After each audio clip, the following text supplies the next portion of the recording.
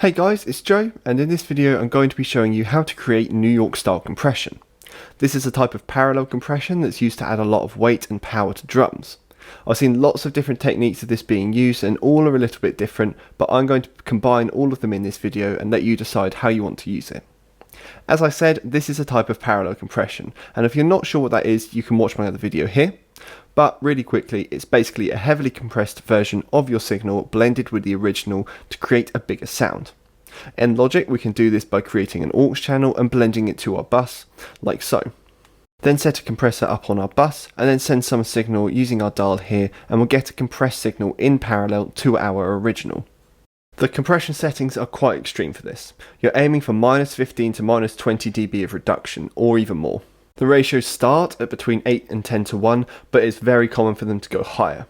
The attack should be as quick as possible, so instant or 0.5 milliseconds, along those lines is fine. And it's quite good to time the release, so for this it's about 210 milliseconds for a song that's 122 BPM, but you can just time it for each kick. In this example, I'm going to use a 10 to 1 ratio, an instant attack, a 210 millisecond release, and an unadjustable hard knee, with a very low threshold. I've also enabled the auto gain at -12 just to give me some volume to work with.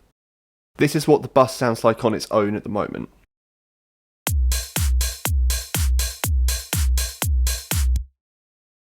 Our next step is actually just blending in our compressed signal with the original, so drop the fader all the way down, hit play, and let's bring it in.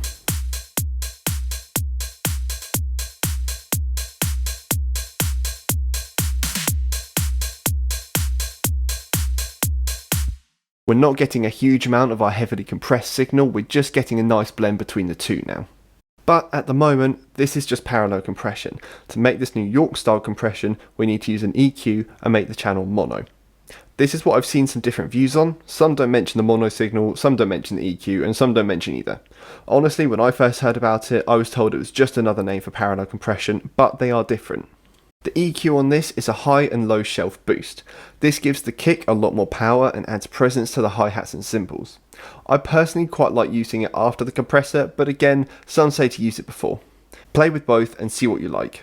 This is what the EQ looks like. It's a boost from 100Hz and below, and also a boost from 10 kHz and up. Each shelf using about a 6 dB boost. This is quite flexible, so by all means change the positions. I quite like the high shelf being a little lower, sitting around 7K, and sometimes even having the low shelf a bit lower, sitting around 80Hz or so. Using a boost of anywhere between 3 and 6 dB is fine, so now let's just have a listen to what it sounds like with this EQ on.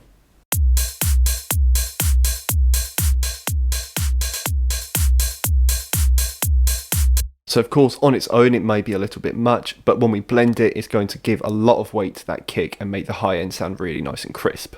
As I mentioned, some like to put the EQ before the compressor, so let's just have a quick listen to that before we start to blend it.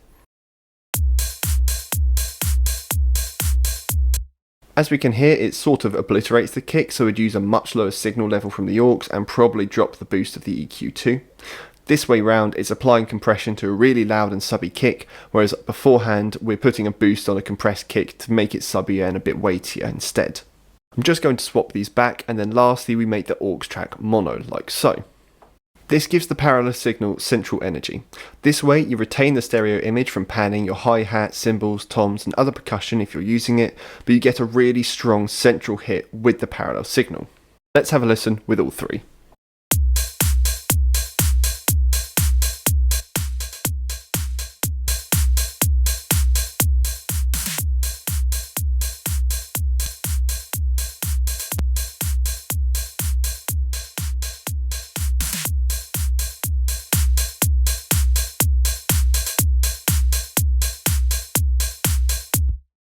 Those are the 3 steps for New York style compression.